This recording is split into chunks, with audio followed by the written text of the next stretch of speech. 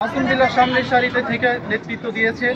মাদারীপুরে বৈষম্য বিরোধী ছাত্র আন্দোলনের জেলা সদস্য সচিব মাসুম বিল্লার উপর সন্ত্রাসী হামলার প্রতিবাদে ও অপরাধীদের বিচারের দাবিতে মানববন্ধন অনুষ্ঠিত হয়েছে। শনিবার বিকাল 5:30টায় জেলা প্রশাসকের বাসভবনের সামনে মাদারীপুরের সর্বস্তরের ছাত্র জনতার ব্যানারে ঘণ্টাব্যাপী এই মানববন্ধন অনুষ্ঠিত হয়। মানববন্ধনে বৈষম্য বিরোধী ছাত্র আন্দোলনের নেতাকর্মী ছাড়াও বিভিন্ন ছাত্র সংগঠনের নেতাকর্মীরা অংশগ্রহণ করেন। এ সময় মানববন্ধনে উপস্থিত বৈষম্য বিরোধী ছাত্র আন্দোলনের নেতাকর্মীরা অতি দ্রুত মাসুম বিল্লার উপর হামলাকারীদের গ্রেপ্তার করে আইনের আওতায় এনে বিচারের দাবি জানান। তা না হলে আগামীতে কঠোর আন্দোলনের হুমকি দেন বক্তারা। মাসুম বিল্লাহ সামনের সারিতে থেকে নেতৃত্ব দিয়েছে, সম্মুখভাবে থেকে সেই যুদ্ধে অংশগ্রহণ করে তার উপরে যে হামলা হয়েছে সেই হামলার এই ন্যাক্কারজনক হামলার তীব্র নিন্দা এবং প্রতিবাদ জানাই।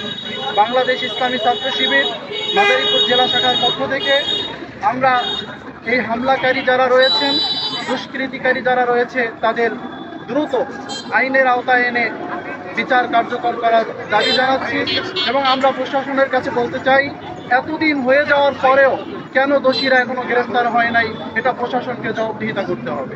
যে সন্ত্রাসী হামলা হয়েছে তার বিরুদ্ধে আমরা আজকে এখানে মানববন্ধনে দাঁড়িয়ে আছি এবং আমাদের সচেতন ছাত্র সমাজ, বিভিন্ন সমাজকর্মী সবাই আজকে আমরা এখানে উপস্থিত। বিষয় একটাই, সন্ত্রাসী হামলা, কিশোর গ্যাং। এই আমাদের মাদারীপুরে কিশোর গ্যাংয়ের বিষয়টা খুব বেশি বিস্তার পেয়েছে, যার জন্য ধীরে ধীরে যে কোনো মানুষের উপরে হামলা হইতেছে, সে বিপ্লবী হোক, সে একটা সাধারণ কর্মী হোক বা সাধারণ একটা মানুষ হোক, আমরা কিন্তু এর থেকে কোনো বিস্তার পাচ্ছি না।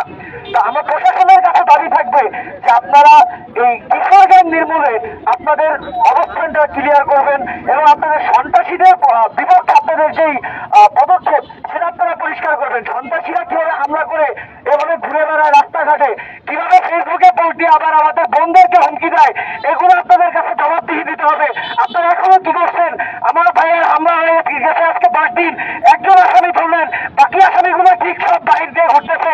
একজন কক্সবাজার তুলে যায়, একজন ফেসবুকে পোস্ট দিয়ে আমার এই ভাইকে হুমকি দেয়, এই বোনকে গিয়ে মেসেঞ্জারে হুমকি দেয়। আপনাদের প্রশাসনের কাজ কি? আমাদেরকে এইসব দেখানো? আপনারা প্রশাসন এখনো সচেতন হন। আপনারা কিন্তু দেখেছেন 5 আগস্টের পরে আমরা আপনাদের পাশে না দাঁড়ালে আপনারা থানায় আসা কষ্টকর হয়ে যেত। আপনারা থানা ভাঙচুর করে নিয়ে যেত, আমরা আপনাদের রক্ষা করেছি, কারণ আপনাদের উপর আমরা সহযোগিতাশীল, আমরা আপনাদের পাশে থেকেছি। আমরা চাই আপনারা এখন আমাদের এই সময় আমাদের পাশে দাঁড়ান। News channel 24 news desk.